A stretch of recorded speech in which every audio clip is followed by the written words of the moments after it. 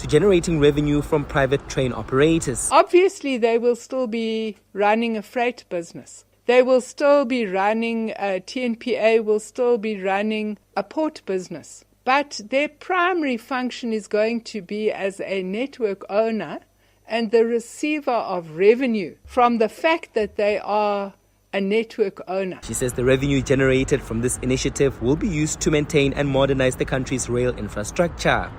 Alpha Ramshwana, Eyewitness News, Pretoria. Parliament's ad hoc committee investigating police corruption has unanimously adopted its terms of reference, paving the way for the questioning of witnesses. The terms of reference will guide how the committee conducts its inquiry after lengthy delays due to disagreements between parties on what should be included. The committee met today to finalize the terms of reference that include the use of an external legal expert or senior counsels to assist the investigation. Babalo Ndenza has more. The ad hoc committee adopted the terms of reference after failing to finalize them in its last two meetings. The terms of reference will cover which witnesses must be invited, legal assistance for witnesses, as well as the scope and format of the inquiry. Committee Chairperson Soviet Lekhanyane says the first order of business will be inviting the police. The first institution that will appear before the committee will be the SAPS. And the first person in the SAPS will be General Mkhwanasi. Lekhanyane says Mkhwanasi will be followed by National Commissioner Fanima Semola as the accounting head and suspended Minister Senzo Mchunu. Babalo Ndenza, Eyewitness News. The Gauteng Education Department is urging parents and guardians who have not begun the online application process for the placements of their children advancing to the 1st and 8th grade to begin the process before the looming deadline.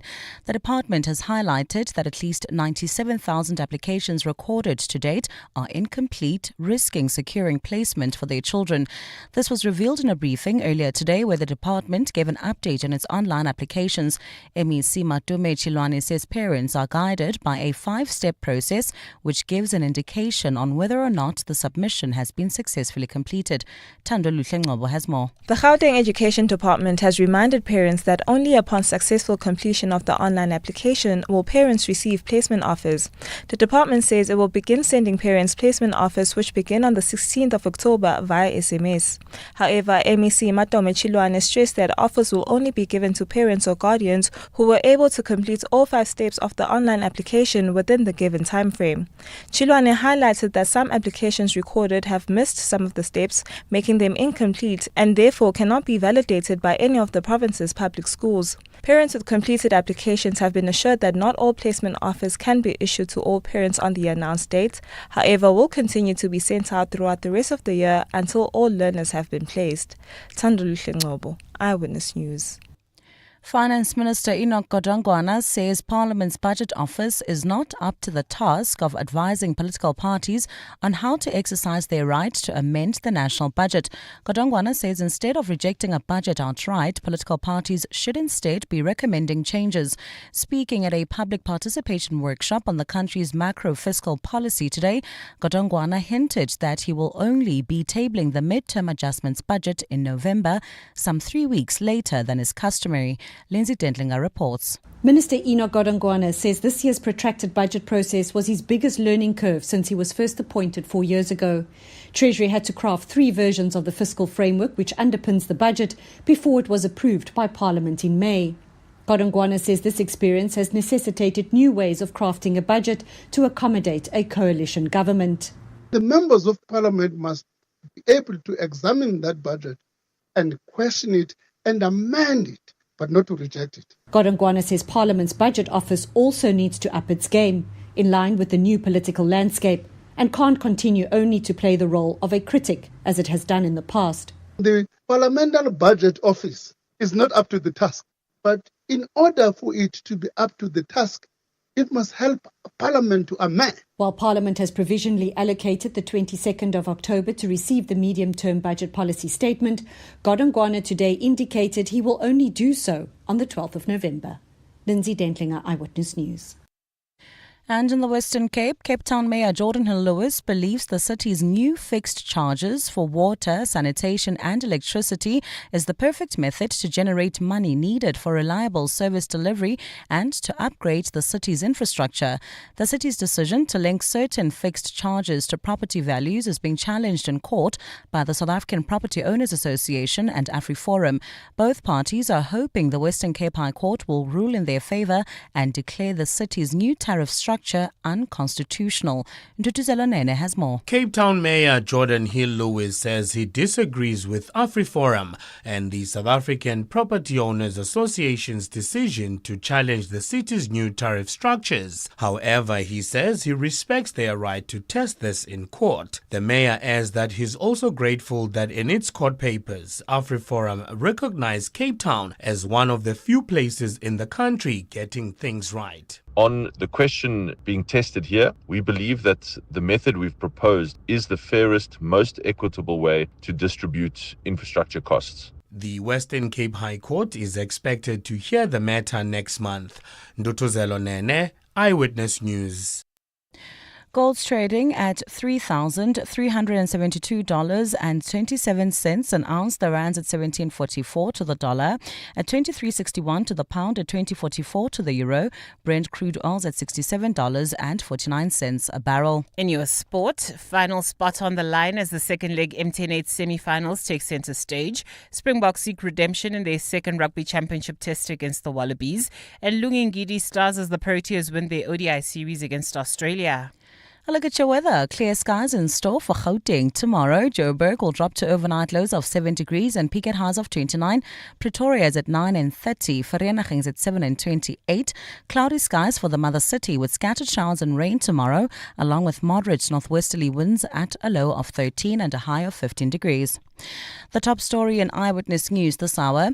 Transport Minister Barbara Creasy says Transnet stands to gain financially from its decision to permit private companies to operate trains on its freight rail network. EWN, in touch, in tune and independent. For the latest, visit ewn.co.za or download the EWN app. EWN Traffic. Well, travelling on the N3 South, some delays between Van Buren Road and the Geldenhuys interchange. There's also queuing traffic on the N12 west towards Diepkloof. This is due to an earlier accident coming out of Xavier Street. Those delays there, about a 15-minute hold-up. While travelling on the N1 South, more delays between 14th Avenue and the N17. Peak time delays there. While in Cape Town on the N2 outbound, after Rappenberg, there's been an accident involving two vehicles. And there's on Swartklip Road between Baden-Powell Drive and Steve Biko. That road is closed off to traffic, and that's due to protests between Steve Biko and Baden-Powell Drive. So please be on the lookout and try to avoid. I'll have more updates for you. Stay tuned. There's more EWN on air, online, and on the EWN app. And now, The Money Show with Stephen Grootes on 702. Let's walk the talk. The Money Show with Stephen Grootes is brought to you by ABSA CIB, backing the Ideas Fund by advancing capital to African infrastructure investment managers. Good evening. Welcome to the program. I'm Stephen Grootes, 10 minutes after 6. It may be a Friday, but you wouldn't know from what's been happening on the JSE today. Sen's quite busy this morning with quite a few updates, that having an impact on the market. And then towards the end, a very strong rally. I presume one of the reasons was Jerome Powell's comments in the US suggesting that there will be interest rate cuts, or that's how it was seen. There will be interest rate cuts in the US. A lot going on, of course, in the US around interest rate cuts and around the Federal Reserve and its independence and the President Donald Trump. You heard the lead story around in the EWN bulletin around Barbara Creasy, the Transport Minister, and announcing that 11 companies have now been given slots, private operators, to run on Transnet rails. And then this is the moment when things should start to change. I made the point earlier, just once in my life, I want to be able to take an affordable trip from Johannesburg to Cape Town on a railway line. I want to be able to enjoy it. I want to, I think it used to take about 26, 30 hours to go from Joburg to Cape Town. I went quite slowly, quite an interesting route. I think a route for historical reasons, if I remember. You go through places like De Aar, which you wouldn't necessarily drive through on the way to Cape Town, although you can if you were going to take that route. But I suppose what I'm really asking is that I just want the system to work. I'm kind of past caring who actually does it. I just want it to work. And opening the private sector does make sense, as the Minister herself pointed out. It does mean more money in the end for Transnet, and that has to be a good thing. There are big changes happening in our economy, and sometimes you don't actually realize how momentous some of this stuff is. If it all works out, or maybe it'll reverse that decline of the middle class we were talking about earlier in the week. We'll talk about the SA tourism story in just a moment. I mean, the fact that the board was dissolved, still silence, it seems, from Patricia de Lille. I don't know if you saw the story in Daily Maverick. John Hume, a well-known conservationist, he's now being charged with basically profiting or trading in rhino horn, an extraordinary story involving sales to South Africans who didn't know that they had bought it. You know what that means? I suppose a form of fronting. Quite a strange story in a way. And then half an hour from now, we will talk about the business of distilling, I almost said brewing, distilling gin. And we'll speak to a person who really is in charge of that, and someone who does that. Shanna Ray Wilby is her name. She runs the Time Anchor Distillery. It's a very, very interesting business. And if you look at how it's grown in South Africa in the last few years, it's fascinating. Good to hear from you tonight on 011 883 0702 021 446 0567, and voice notes as well, of course, on 072 702 1702. The Money Show with Stephen Grootes, live on 92.7 and 106 FM. Streaming on the Prime Media Plus app and DSTV channel 856. Well, I must confess, I've been quite surprised and interested, I must just say, in what seems to be the almost complete silence from the Tourism Minister, Patricia de Lille. In my experience, someone who's always open, always available for interviews, someone who will put on her boxing gloves and get in the ring and start to hit back when people attack her. And this has meant over the last few days, you've probably heard quite a lot of criticism for her decision to dissolve the board of SA Tourism. And I have yet to come across someone supporting her decision. There might well be out there. The timing of this decision, of course, is hugely interesting. The board had suspended the CEO of SA Tourism, Nombulelo Galiwe, following findings against her by the Auditor General. Well, let's speak now to, I suppose, technically a former member of the board of SA Tourism, Lawson Naidu. Lawson, good evening. From what I can tell from comments made by yourself and other people, the decision to dissolve your board came as quite a big shock. Good evening, Stephen, and thank you very much. Yes, it did, in a way, and particularly, the reasoning behind it and the timing of it, because, the minister had written to us last week and said she was considering dissolving the board because of the contents of a resolution that we passed. She asked us to make representations, which we did. All 9 of us made representations to the minister in quite some detail as to why the resolution was not unlawful. And in that period, we had taken a decision to suspend the CEO for allegations of gross misconduct relating to her suspension of 2 senior members of the SA Tourism Executive, which included the company secretary. And despite our representations to the minister, she opted earlier this week to dissolve the board on the basis, as she said in her letter to us, that dissolved the board, that we held an unlawful meeting on the 1st of August, because at that stage there was no chairperson of the board. He had resigned the day before, and that the meeting was therefore unlawful. Our response to that is two things. Firstly, there was no such meeting on the 1st of August.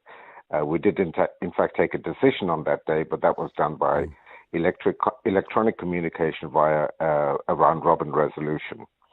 And secondly, that the mere fact of the resignation of the chairperson does not mean that the board then becomes dysfunctional. We've heard from various people, and I know out of the organisation Undoing Tax Abuse, they told us earlier in the week they believe this is all about protecting the CEO. Do you think it's about that? Do you agree with them? Well, the timing would suggest so, Stephen, because as I said, the board had taken a decision on the 13th of August to suspend the CEO having given her an opportunity to make representations to us as to why she should not be suspended for the summary suspension of these two senior executives without following fair labor practices. We considered that in a very serious light and had taken a decision to impose a precautionary suspension while an investigation would continue. And, I think as you said in your introduction, the minister has been silent on those issues around the suspension, how that is now going to be handled given that the board has been dissolved. As far as I know, the only person who can overrule the minister is the president. Do you believe he needs to act on this? Well, I think the president should at the very least get a report from the minister. We know that the portfolio committee in Parliament has called the minister to come and explain her actions, but I would expect that the president would do likewise. I've heard plenty of calls for the minister to reinstate the board. That might be quite tricky. It would seem to me the relationship would have broken down. If she did reverse her decision, would you be prepared to go back? Well, I think we would, because there's some serious issues to be dealt with in terms of the dysfunction at a management level at South African tourism. We've been there for 8 or 9 months and have a good understanding of what the issues are and how to resolve them. There are some serious findings, as you've mentioned, from the Auditor General, which need to be followed through on. And I think we would be well placed to implement the remedial action that needs to be taken to set South African tourism on the right course. Lawson Naidoo, thank you. For now, a former member of the board of SA Tourism, and just to repeat myself, I do find it extraordinary, quite strange to me that Patricia de Lille has been so quiet about all of this. The Money Show Explainer. Well, the publication today of a quite extraordinary story about the trade in rhino horn. For many years, a man called John Hume has been lauded, praised in conservation circles. He's been able to build up a herd of rhino and keep them safe, and he's done it, usually, by removing their horns. Now, he's being charged with selling some of those horns illegally. As I understand the law, at the moment it is legal to buy and sell rhino horn in South Africa. There's a sort of permitting system, but you can't sell it to someone who then takes it out of the country. Tony Carney is an environmental journalist at Daily Maverick. Tony, good evening. Thank you for your time. What is John Hume accused of actually doing here? Well, I think you summed it up quite well, Stephen. The essence of the charges is that he recruited people to buy the identities, basically, of indigent people, and those were used to submit permit applications to the Department of Environmental Affairs, which regulates the domestic sale and buying of rhino horn. And in effect, the state alleges that these were fraudulent transactions, in that the alleged buyers really didn't have the means to buy any rhino horns, and their details were simply being used to obtain fraudulent documents. The effect of it is that John Hume has a large stockpile of rhino horn, and he's allowed to keep it, and he's allowed to sell it domestically, but not internationally. By submitting those permit applications, it has the effect of removing the horns from his legal stockpile. And, well, what happens to them afterwards is the big question. Do we know if any of them actually did end up leaving the country in some way? Yes, the police did seize at least 27 horns out of consignment of 56 horns that were en route from Johannesburg at OR Tambo Airport on the way to Vietnam via Dubai. And the way that was established, according to the state, is that DNA tests were done on those seized horns. And through that method, they were linked to horns that were previously owned by John Hume. So John Hume didn't export them, but somehow they ended up going overseas, and I think that's the concern of the authorities of that the permit applications were very dodgy. I mean, we're talking about people who have no money finding their names on documents which indicate that they're now the owner of a rhino horn. I mean, and these things do not come cheap, and these are people who clearly don't have the income to sustain that, to make it happen. Exactly, and they didn't. They were interviewed by the police, and they were quite mystified as to how their names came to be linked with these documents. And that appears to that the concern is that it was really a kind of sham sales to ultimately circumvent the controls there are to limit this, to prevent this trade. He's denied wrongdoing. Is there any legal explanation for what could have happened here? I mean, and for where some of the horns ended up. I mean, if it's DNA evidence and they were in his stockpile and the rhinos that created the horn are probably still alive and possibly still on his property or his former property, then there can be no real argument against the science of that. But I'm sort of scratching my head as to what the kind of legal defense would be. I mean, they can't be, they clearly could not have left the country in any legal way. Well, I mean, at a broader level, he might well say, well, I sold them, and what happened to them afterwards is not really my responsibility. But the issue is that there is there are regulations in domestically, and the submission of those permit applications. Are alleged to be basically fraudulent because those sales don't appear to have taken place. It was an exercise in paperwork. Yeah. For a long time, we were talking about the trade in rhino horn, very concerned about it. We looked at how many rhinos had been poached and killed for their horn every year. It's sort of gone off the radar just a little bit. I presume it is still a major problem. Oh, you're talking about the issue of whether to lift or to maintain the ban. I'm just talking generally how serious a problem is rhino poaching at the moment, which is obviously part of this trade. No, it's still a major problem. The numbers of rhinos that are poached has dropped, and that's not an indication that the poaching has declined. Really, it's an indication that there's just a lot less rhinos around, and poachers have to work much harder for them to get them because there have been dehorning operations in many parks, and but no, it is still a major issue. But there's been enormous effort to try and control it, but it kind of shifts around. You hit a wall and some opposition, a stronger security measures in one area, and you look somewhere else. Tony Carney, thanks very much indeed.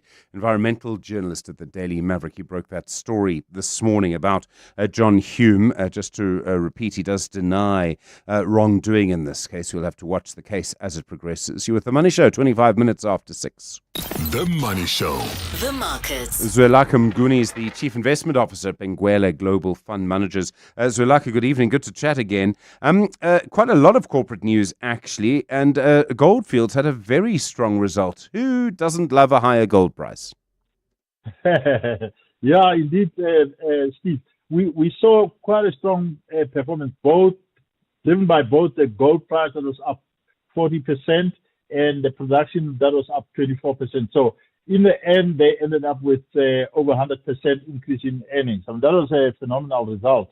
And I think we saw outside of Australia, outside of Ghana, the other areas did grow production quite strongly. Australia was up 17%, Peru was up 24%. So very strong result.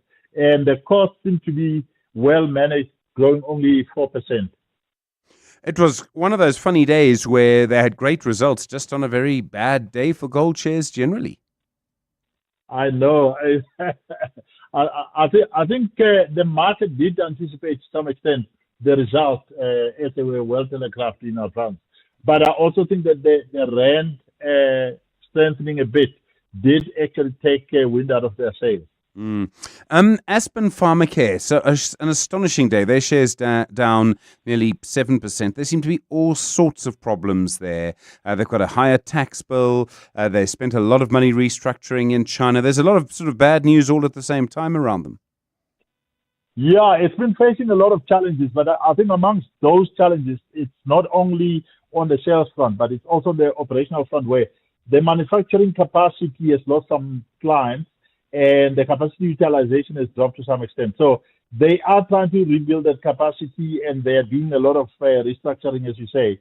But still, I think the market didn't like that result at all. So they grew revenue in constant currency close to 10%, and earnings, normalized earnings, close to 20%. But the market didn't like it at all. I think the markets were seeing a challenging outlook.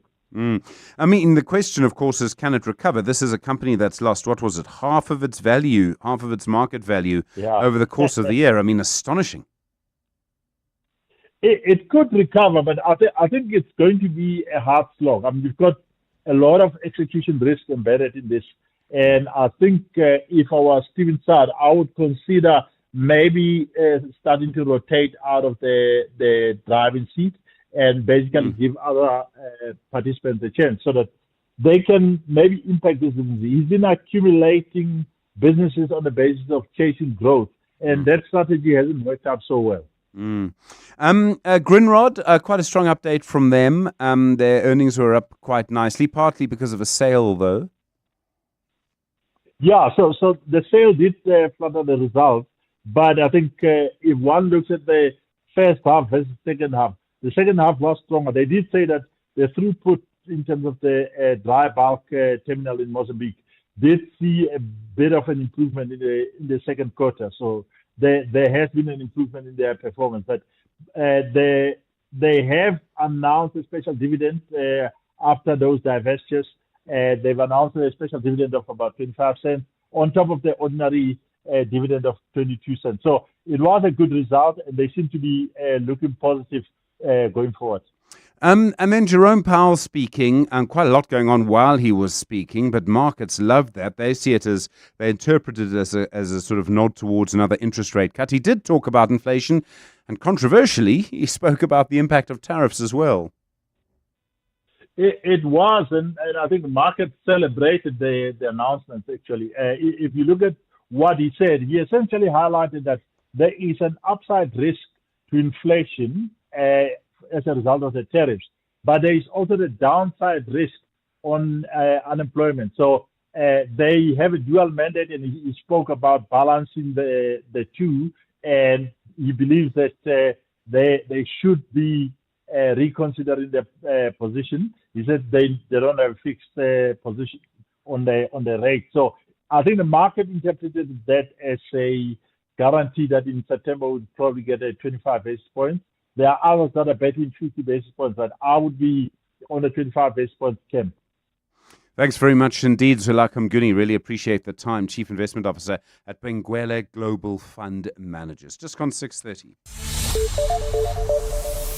I don't know if you drink port very often. If you do, I'd like to hear from you tonight.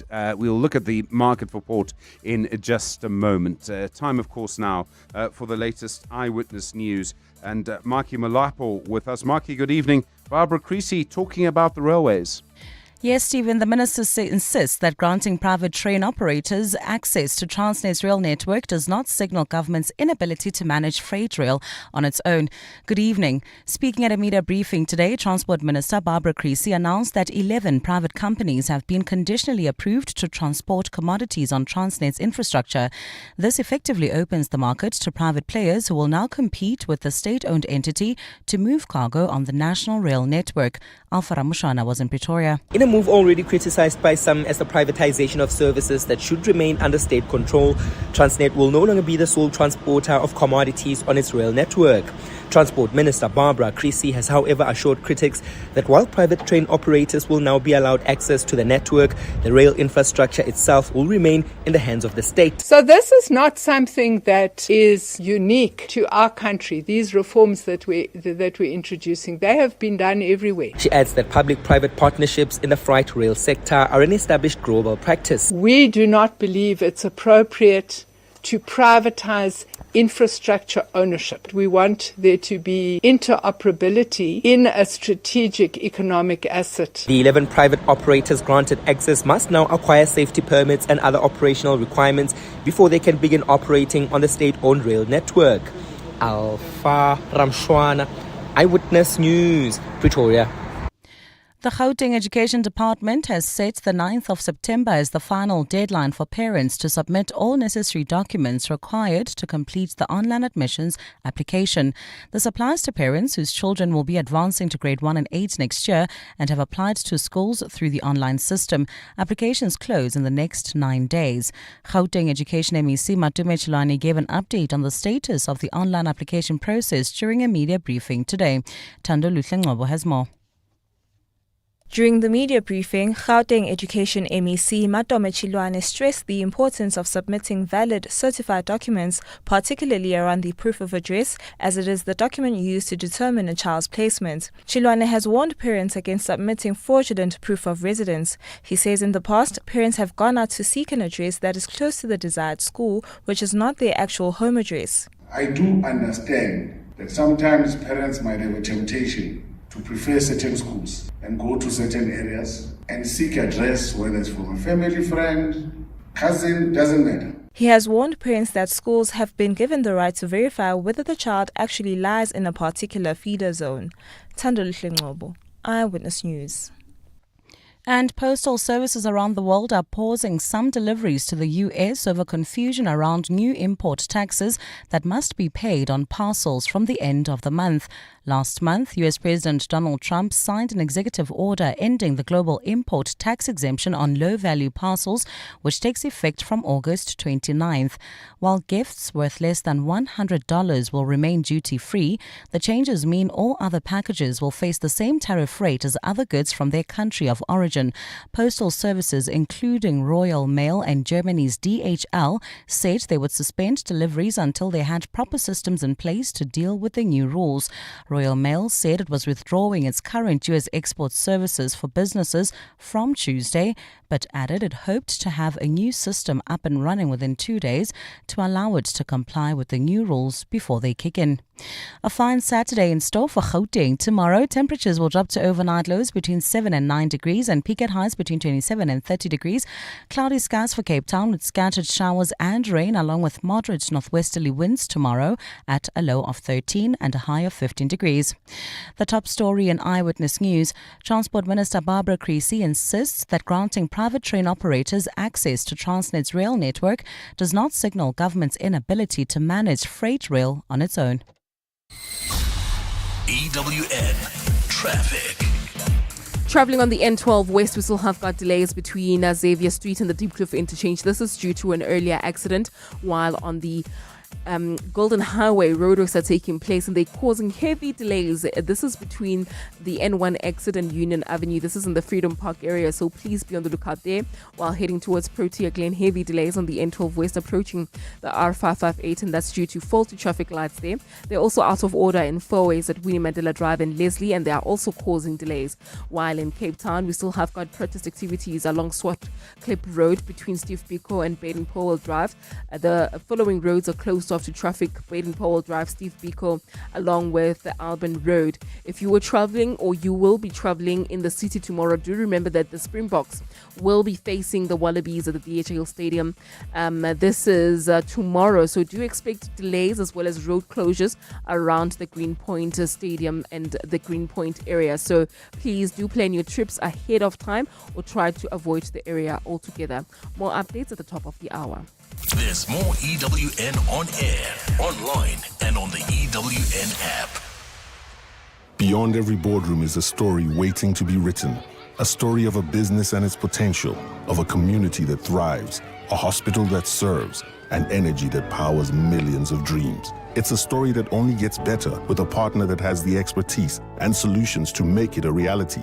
At ABSA CIB, we are invested in your story, and we invite you to write it with us, because your story matters. ABSA, an authorized FSP and registered credit provider. Do you know what's hiding behind colorful packaging of unhealthy food? Big food companies target children with unhealthy packaged foods that hide high levels of sugar, salt, and fat, which could lead to heart disease, diabetes, and hypertension. But the truth is hidden from consumers. Front of package warning labels are a proven solution to help consumers make informed decisions. The government must act now. We have the right to know what's in our food. Demand front of package warning labels. Sign the petition on heala.org, HEALA.org, by 30 September. James, congrats on the babies. Yeah, thanks. It's a wild ride.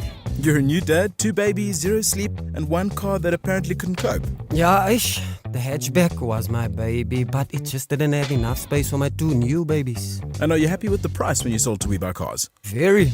We've even got some extra cash to splurge on one of those fancy prams that you basically need a license for. Good luck, James. We Buy Cars.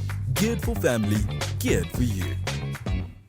WhatsApp Stephen on 072 702 1702. Well, some views coming through on the rhino horn issue. A guy saying, Stephen, the rhinos from which these horns come are still alive. They haven't been poached. So why should he not be allowed to sell them? The issue is not whether he sold them. The issue is that they were then found that he lied to sell them, essentially, using people who didn't, when they were asked, even know they had bought them. So then why was he doing that? What was the plan? It's a very strange story. And Tim's saying the real question, is why can you legally sell rhino horn domestically in South Africa? That's a good point, actually. I mean, there's a sort of permitting system. I must say, I don't know, if you're trying to protect a species and you're dehorning them, I don't know if you keep the rhino horn. I have no idea how you would try and destroy it. I know from, reading as a teenager somewhere that the horn of a rhino and I think of a bull is made of the same stuff as your fingernails, but I don't even know how to destroy that. So I have absolutely no idea. We will be talking in a moment to Shanare Wilby, someone who actually makes money by selling gin and whiskey and port. I didn't think the market for port in South Africa was very big. EWN Sport. 21 minutes to 7. Tolakile, I don't know if I've ever actually had port in South Africa. Have you ever had it? Neither have I. What is it, first of all? Is it like a wine? It's like a sort of sweet wine. You'd have it with dessert or you'd have it with a cigar, port and cigars after the meal. I don't like my alcohol and my dessert to mix, so keep it separate. Very sensible. What's happening today? Well, let me guess. There's a Springbok rugby test tomorrow. There is, but also there's the MTN 8 second leg semi-final. Stephen and Adeslam Adu believes that Orlando Pirates' clash against Mamelodi Sundowns will be decided by who shows more heart. The two take on each other at the Lucas Moripa Stadium, with the game finally poised at 1-1. It's here, it's in the head, it's mental. Do you want to go through? Do you want to go to the final? Are you fancy to keep the title? Are you going to play as a unit? Sometimes in the cup games, you need to go to find the resources, especially when you play extra time. We don't think about tiredness. It's how you deal with the event, how starving you are, how hungry you are on the pitch. Do you want the cup more than the opponent or not? Stellenbosch will take a 2-0 lead into their clash with Skokuna United, and Steve Barker wants his side to finish the job as they look to reach successive MTN 8 finals. I don't think it's necessarily a revenge type of mentality that we need. I think the important part for us is to just basically concentrate just on Saturday's match and not have any thoughts of a final until we have progressed into a final. Obviously, we don't know who the opposition would be should we make the final. So yeah, we don't have thoughts of any sort of retribution or any revenge. We will just look forward to the final. The Springbok women have named an experienced lineup for their Rugby World Cup opener against Brazil on Sunday. Only 4 players in the starting team, including Ayanda Malinga, haven't played a tournament match before. For Nolusundisi Boy, she'll extend her current women's record of 52 caps and 25 appearances as captain. For the men, they're up against Australia in the second test of the Rugby Championship. Captain Jesse Greel has discussed wanting to rectify their mistakes from last weekend's defeat. We've obviously been in that position before, and I also think you can't miss the fact that it's one game. So, and the great thing about this sport is you get another chance. Luckily, we've got another chance this weekend, and yeah, everyone's looking forward to the game tomorrow. And Lungingidi claimed a fiver and was named man of the match as South Africa won the second ODI against Australia by 84 runs. Batting first, Matthew Bretzker scored 88 and Tristan Stubbs 74 as the Proteas posted 277. In response, Ngidi claimed 5 for 52 as the visitors took a 2-0 unassailable lead in the 3-match series. The beautiful thing about bowling second is I get to sit there and watch what works. And I saw Ellis's plan and he was pretty successful with that. So it kind of just gives you an idea of what's going to work later on in the innings. Watching Bartlett up front with the ball, it seemed to be, swinging or nipping around. It pretty much gives you a blueprint of, how to go about things. And yeah, pretty much go out there and execute. Tola Gilimganga, Eyewitness News Sport. At Premier Hotels and Resorts, business travelers staying alone enjoy a complimentary drink every night of their stay.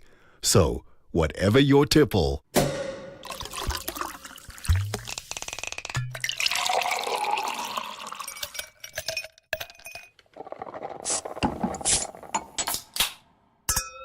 it's on the house at any of our 24 hotels and resorts nationwide. Book today at premierhotels.co.za. The unexamined life is not worth living. Socrates' timeless wisdom reminds us of the power of introspection. At Plus 94 Research, we delve deep into data, uncovering insights that drive meaningful decisions. Our scientific methodologies transform questions into clarity. Don't just operate, understand. Don't just guess, know. Plus 94 Research, the science of decision-making. 702 and Capitec are showcasing a new, exciting game changer for small and medium businesses, helping you cut costs and grow. Here's how you'll save. So if we're looking at business is really a team sport. And we want a team who wants to be there. So having an engaged team is really a team that's more productive, it's more creative, it's more committed to the business's success. So building a positive company culture means you've got a team that goes above and beyond, boosting performance. Small business focus with Capitec. No matter the size of your business, Capitec's got you on 702. 702. Stephen is on the Money Show. 6 to 8 p.m. Well, there's a report out on Bloomberg today that I thought could turn out to actually be quite important.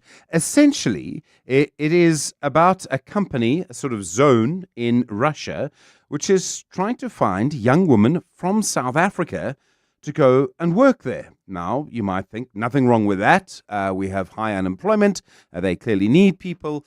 It seems, though, in the end, you're going to be making drones. This is the Alabuga Special Economic Zone in Tatarstan, and they produce military zones. Bloomberg says that someone in our government is investigating what the Russian companies are doing. They also, though, have been using BRICS branding, which astonished me. So, I mean, if you end up building drones that are then used in a war and there's sort of bricks to it, things start to get a little bit, I suppose, messy. Essentially, I think there's some questions to be asked. One of the things that really raised a red flag for me was that they were asking for women, between 18 and 22. Just that age, 18 to 22. Why not someone older? What is it about 18 to 22? I mean, very, very young. To ask someone to leave the country, I understand people are desperate. I really do get it. But to leave the country, go overseas, go so far away and sort of work, and you don't necessarily know what you're going to do. But that 18 to 22, for some reason, just raised a red flag with me. Your thoughts on that? Don't forget, by the way, the Brutal Biz Bullet in a little while as well. 702 with Stephen Grootes. Email him on stephen@702.co.za. On the next Money Show, internationally renowned pianist and composer Nduduzi Makatini joins us as our special guest on How I Make My Money Mondays. Chief executives of Advotech, Sasol and Airports Company SA will take you through their company's financial results. Also, analysis of all your top business news of the day. The Money Show. The Friday File. The Friday File. Well, lots going on, of course, and lots of people thinking about how to make money. And one of the things that we've seen over the last little while is what I would call a massive explosion in gin. And one of the people that have really been able to take advantage of this are the Time Anchor Distillery. The owner and co-founder is Shanna Ray. Shanna, good evening. Thanks so much for your time. Thank you for your time and for having me on the show. It seems to me, I mean, sort of 10 years ago, hardly anyone I knew drank gin. Suddenly, everybody does. Why has there been such a big explosion? It's not just here, it's been in so many other places too. Yeah, there definitely has been a massive movement for people to start enjoying gin. I think it had a lot to do with the craft beer movement and people exploring some flavors in the USA, which led to some people in the UK starting their first distillery in London in, I think, about 200 years, which then trends follow and people were interested. And I think, moving from brands such as like a spirit such as vodka, which is quite neutral in taste, it tastes like whatever you mix it with. Gin gives you a lot more freedom of expression. There's so many different flavors and ways to enjoy it. And I think it just gives people a lot more option in today's society on, do we love a floral gin or a citrus gin, or there's just so many more ways that you can enjoy it. And people also enjoy craft, which has allowed the craft movement to grow quite a lot and interested in how things are made, what goes into it, a lot more conscious consumerism as well. So I think it's a combination of factors that have really led to it. And of course, the fact that it's a delicious drink. It allows you, I suppose, I mean, you make such an interesting point that you can be creative in a way you could never be with, you know, other spirits like whiskey, for example. I mean, or brandy, you just wouldn't be able to do it. 100%. So it's, are you going to have it with tonic water or soda water? What are you going to be garnishing it with? You've got so many different variables that you can really make it your own drink without having to make some sort of fancy cocktail. Do you think this is going to last a long time? I mean, I realize that there have been times in human history when gin has been very popular and then it kind of disappeared again. Do you think that this is going to last this time? So we've definitely noticed a decline over the last year or so in the amount of craft distilleries in gin specifically that have opened. And we have noticed a trend that a lot of our customers and consumers are moving towards more traditional and classic flavors again. So I think like anything, it does have trends, and it's, as a business, you want to follow those trends and where people are going. I think there's been a lot more education around what a gin is, how it's made, what goes into it, that people now understand. So I definitely still think there's going to be a solid lot of gin drinkers, and it's not just going to fade away like previously. But we do see the trends and how, as I said, people are now moving a little bit more back to like a traditional taste instead of something a little bit out there. Is it difficult to stand out from the crowd when there are so many different types of gin out there at the moment?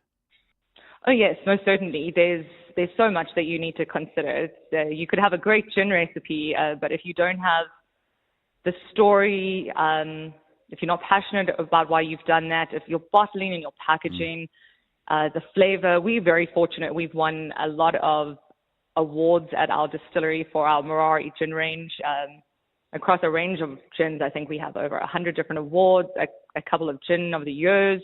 So we've done quite a bit to build our brand, but it has taken years. We've been doing this since 2013, so we have had a lot to do that. But to stand out, like just to start a gin brand today, just because people think it's trendy, you really do need to have a unique selling point. And it's not just to flavor. So people would go, well, I've got a really unique flavor profile, so people will buy it. People don't just buy it because of that flavor profile. There is a lot of work that goes into standing out and to building a brand and a product that people want to be their drink of choice. And the South African gin market, I mean, the fact that you the fact that you're operating here, and I think there's quite a lot of interest in gin in South Africa. I know there is in some markets like the UK. I don't know if there is everywhere, but the fact that you're here, that obviously matters. For sure. So a lot of what we do at our distillery, we were originally in Maboneng in Joburg CBD, and then we moved to an area called Kramerville in Sandton around 2 years ago, so that when people can actually come to our distillery easier. So we did used to host events at our distillery, gin and chocolate pairings, but we're more centrally located so people can actually come and visit us. So you can do a tour of our distillery. You can make your very own bottle of gin. You can do a cocktail class with us. You can do a gin tasting platter. So we offer a whole wide variety of these gin-based experiences for people specifically to come in and see that this is where it's made. This is how we make it. A lot of education. We are South Africa based. We're proudly South African, proudly in Johannesburg. That's where we started. And it's a lot of work that we've put in to build our story over time so that when people come here, they're like, wow, we didn't know how gin was made. That's so interesting. I think Cape Town has that a lot with the wine farm. So we're trying to do something quite similar for gin and for our distillery in Johannesburg. You play in other spaces too. You produce whiskey, you produce port. Those are quite different processes, those two in gin. So for us, we are aging a lot of, like you mentioned, the whiskey. So we do have that occasionally from year to year. We might release just one single barrel because the aging process on your whiskey is significant. But our gin takes us about 6 weeks from start to finish in a batch. Some distilleries can do it faster, but that's our method and what we stick to get the best flavor. But things like your rum, your brandy, your whiskey, you can age them for years. So it's a very expensive exercise to undergo. So gin is a much quicker cash turnaround. And then what we do is we take that and then we put the money into our aged spirits so that in the next couple of years we can start actually releasing more. And we've built up such a wonderful client base that when we release these special editions, people are really excited about them and that we know that they'll be sold. We'll never be able to be a large whiskey commercial distillery, again, just due to the time constraints and the investment of a barrel just sitting there for 10, 15, 20 years. It costs you a lot to make it. It costs a lot for the barrel, and then you don't get your return for a long time. Is there a big market for port? I mean, I was asking around. I could not remember. I mean, I must have had it at some point, but I can't remember. I mean, is there really much port being bought in South Africa? At the moment, there's not a lot, but people have definitely become curious about different types of spirits and different types of products. And it's about listening to your consumers and what they're interested in and dabbling around. I think a large part of our distillery is that we get to get firsthand feedback when people come through to our distillery and visit us of what people are interested in or what they're excited to hear about or what they might be wanting to support with buying. So whilst there might not be like a massive market for things like that, sometimes as a smaller distillery, you can be a bit more nimble and create something a little bit more limited edition that might not be a massive market for it, but there is a market for it. Shanna Rape, thanks very much indeed. Really appreciate it. Owner and co-founder of the Time Anchor Distillery. Interesting to see how the gin business has got so interesting, quite complicated, but overall very, very creative. 6 minutes now to 7 o'clock. The Money Show with Stephen Grootes, live on 92.7 and 106 FM. Streaming on the Prime Media Plus app and DSTV channel 856. Time for the Friday Biz Blitz on The Money Show. You know how it works. We put out a question. If you know the answer, you phone us. If you get it right, we move on to the next question. If you get it wrong, we move on to the next caller. First question. What is the process of producing gin called? What is the process called? 011 883 0702 021 446 0567. What is the process of producing gin called? When it comes to protecting your workforce, trust the workwear brand that has been protecting workers for over 150 years, Sweetall. Sweetall has overalls and uniform solutions for every industry, so your team is safe comfortable and ready to tackle any challenge. Visit our new Boksburg showroom, shop A1 Atlas Road, Westwood, Boksburg, or go to sweetor.com today. Sweetor, we never let you down. Superior protective workwear since 1871. My boy, a father now. Another generation on this farm. Maybe we should expand. We could leverage the farm at a residential estate. It'll pay itself off easily, so they'll be cared for even when you're gone. If it's on your mind, it's on ours. Partner with a wealth banker who will connect you to structured lending solutions for wealth that supports generations to come. See money differently. Nedbank Private Wealth. We're a licensed FSP and registered credit provider. T's and C's apply. What is Overtrail? Is it off the beaten path, over the edge of comfort, or the thrill of the road less taken? It's over every bridge, every obstacle, every trail, and over to that view that takes your breath away. Overtrail means going further, exploring deeper, surrounded by the comfort and sophistication of a luxury SUV. It's this spirit that inspired the Overtrail project. Experience Overtrail in the LX and GX range. Lexus. Experience amazing. Stephen Grootes. Taking your calls on 011-883-0702. On the next Money Show, internationally renowned pianist and composer Nduduzo Makatini joins us as our special guest on How I Make My Money Mondays. Chief executives of Advitech, Sasol and Airports Company SA will take you through their company's financial results. Also, analysis of all your other top business news of the day. The Money Show, Stephen Grootes, is brought to you by ABSA CIB, backing the Ideas Fund by advancing capital to African infrastructure investment managers. The Money Show, Friday Biz Blitz. First question, what is the process of producing gin called? Let's go to Zwi on the N1 in Limpopo. Zwi, hi. Hi, Stephen. I think it's called distilling. Yeah, I'm going to give it to you. Distillation, but Zwi, I'm absolutely going to give it to you. Okay, second question. Here we go. Every August, the world's most powerful central bankers gather in a small Wyoming valley, which has become synonymous with global monetary policy debates.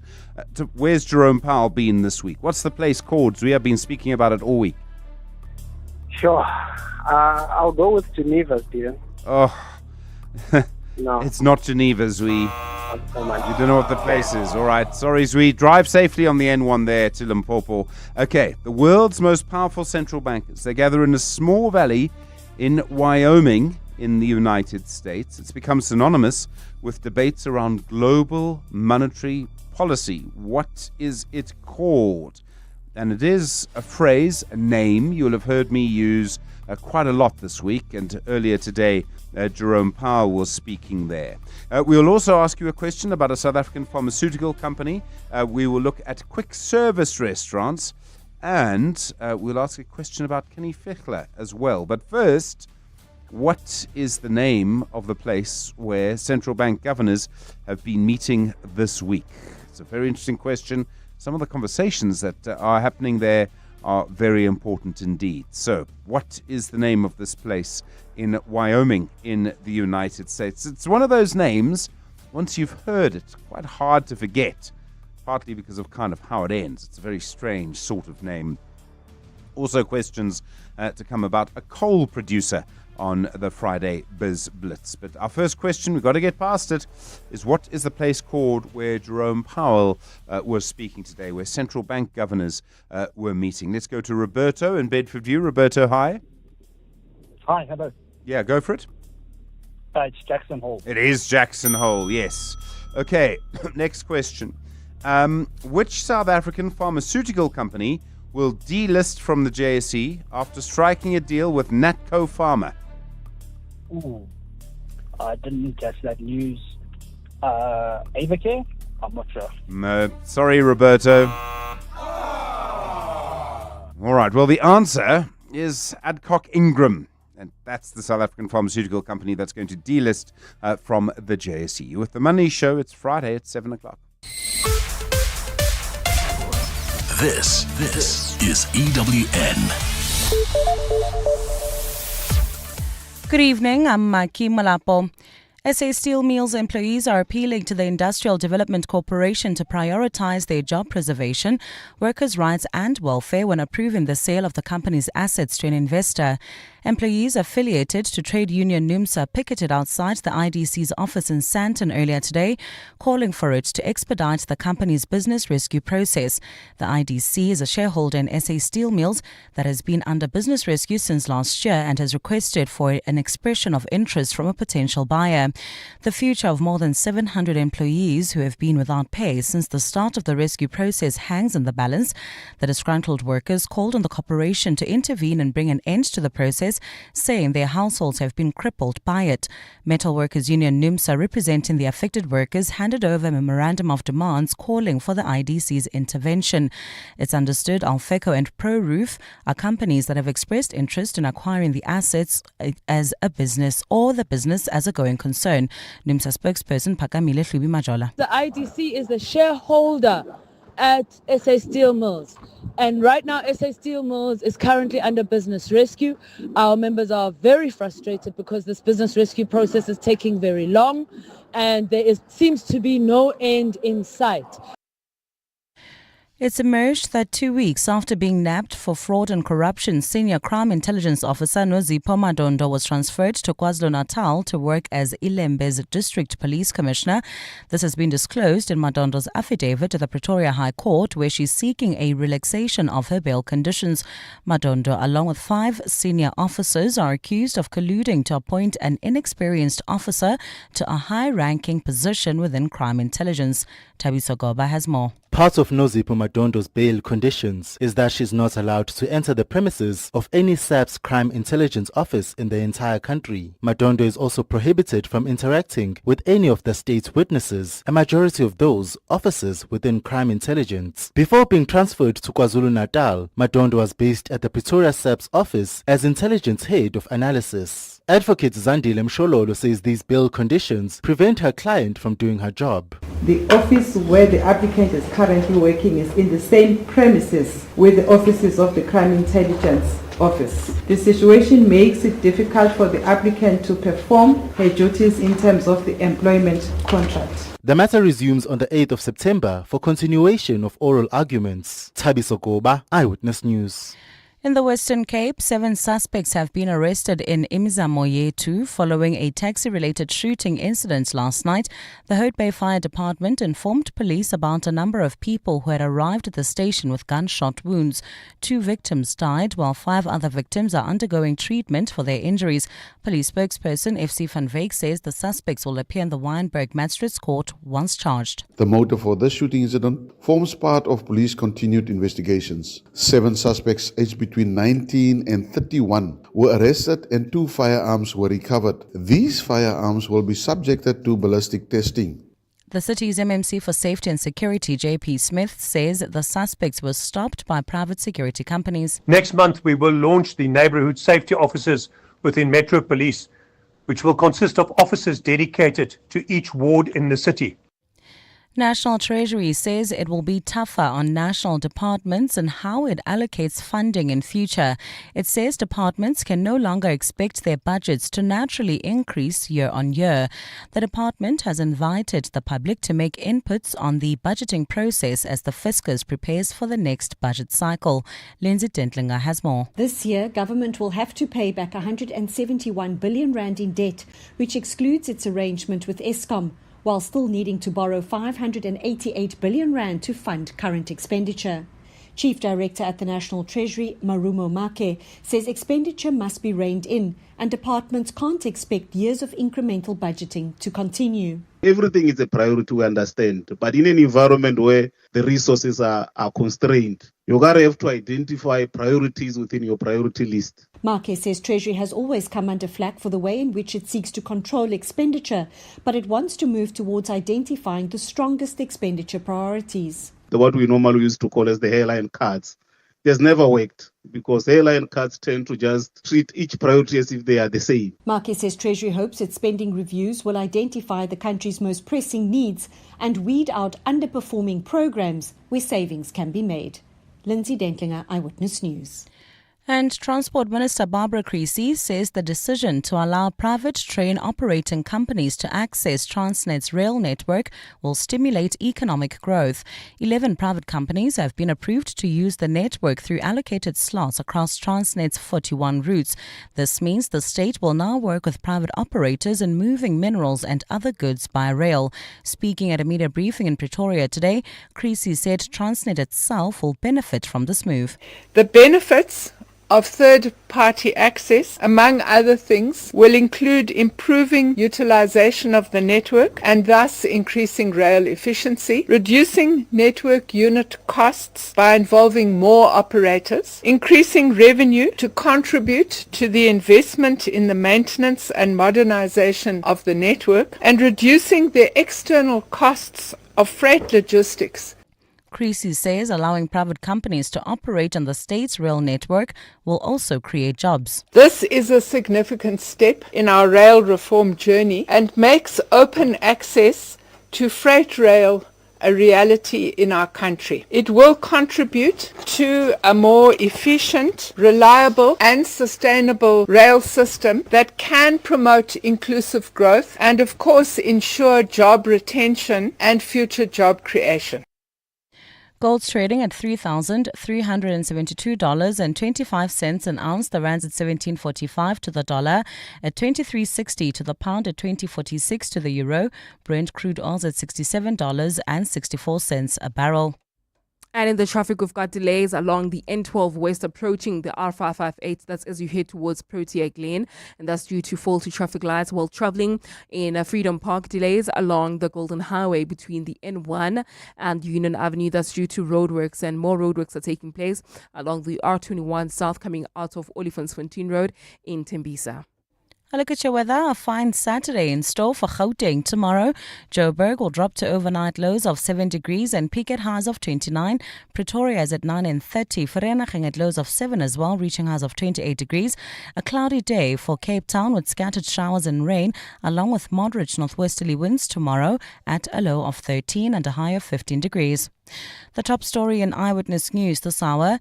SA Steel Mills employees are appealing to the Industrial Development Corporation to prioritize their job preservation, workers' rights and welfare when approving the sale of the company's assets to an investor.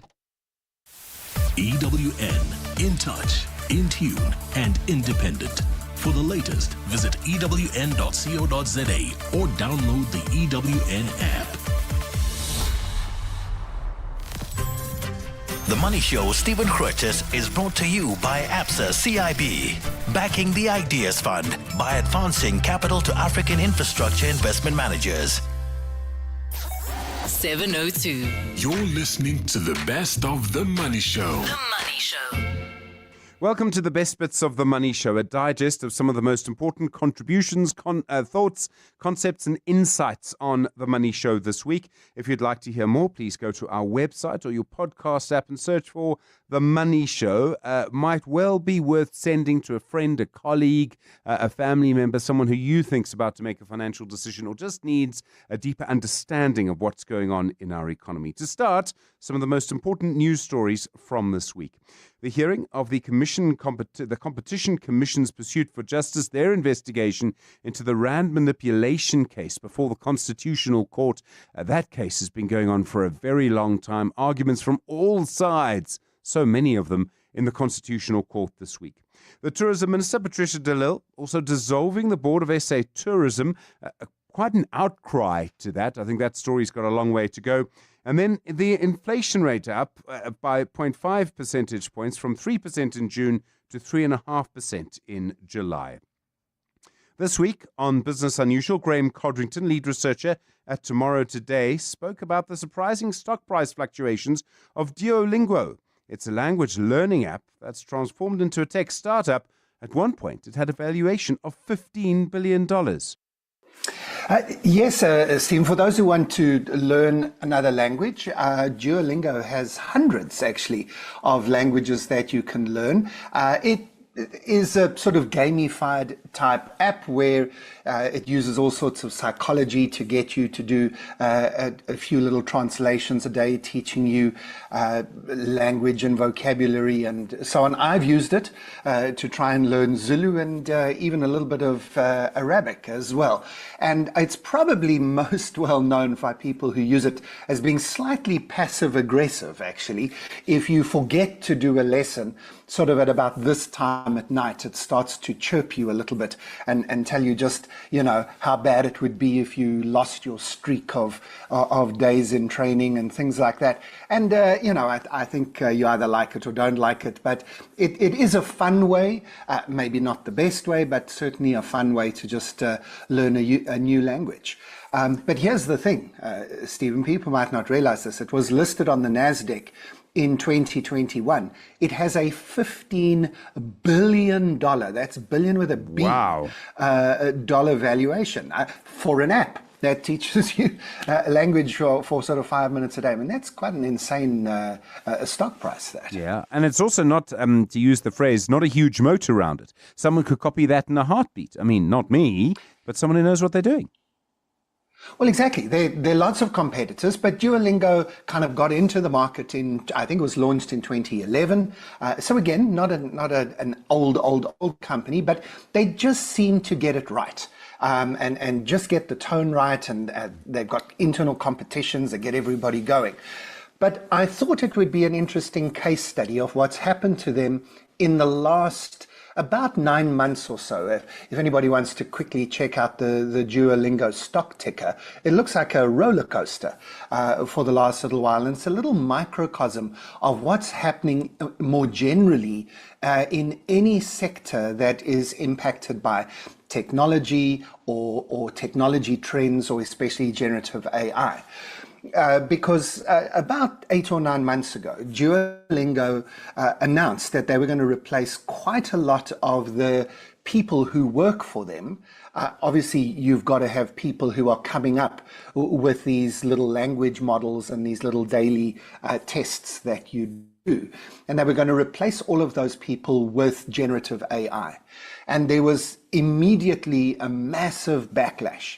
And it was just before they'd even done it, just after they announced it, literally thousands of people went onto social media and announced, that's it. Exactly your point, Stephen.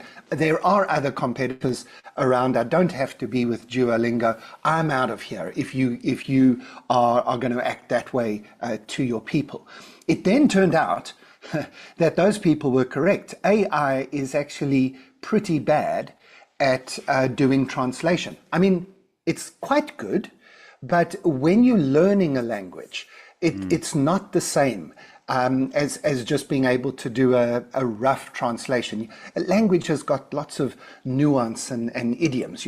People know this. If I tell you that somebody kicked the bucket, you'd understand what I was saying. Or my favorite one that I can still remember from school in Afrikaans, die bobbejaan agter die berg te gaan haal, which translated into English is to make a mountain out of a molehill. Anyway, we could have fun with this the whole evening, I suppose. But, AI isn't good enough yet to be able to handle that. And that started to play itself out.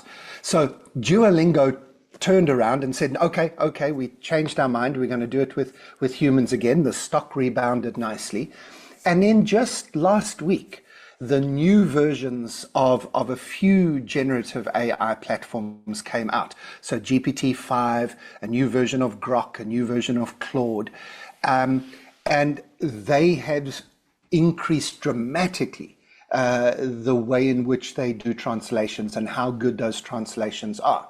So the market then crashes Duolingo's stock again. I think it's because people have got their eye on Duolingo now. So it's now a very sensitive stock. And then probably the killer thing that happened last week is it was leaked that Apple are most likely going to have real-time translation in the next version of their AirPods, the little in-ear headphones. Wow. And it's going to be all integrated. I mean, imagine that. that you can literally, I mean, this is, if you're a science fiction fan like I am, this is the Babel fish from Hitchhiker's Guide to the Galaxy. You know, pop it in your ear and choose which language you want to listen in. And again, Duolingo's stock crashed again. So, I mean, imagine being in Duolingo leadership right now, just trying to manage shareholder expectations and what's happening in the market. As I say, I'm pretty sure that any company involved in the technology world at the moment must just be strapped in tight to the roller coaster of change at the moment. And I just thought that Duolingo would be a great case study on that. It's fascinating. I mean, this is one of the sort of issues of our time. So many people will talk about how, I mean, we've had investor after investor sitting in front of me telling me how much money we all need to put into AI. The NASDAQ, as it happens, is down 1% precisely because your timing is immaculate as always, Graham, of this issue that people are actually worried about the valuations. The problem was that it was given such a high valuation in the first place when it was obvious that... I mean, it's obvious now, but when it's obvious that people could sort of copy the model. Yeah, exactly. And I think people who've heard me speak before maybe get slightly confused because I'm an absolute tech optimist. I love technology, been involved in it most of my career, and I would not tell anybody to step away from technology. I'm not a Luddite at all. But on the other hand, I am nervous of the hype at the moment. Generative AI can't do everything that the Sam Altmans and the Satya Nadellas of the world are claiming that it can.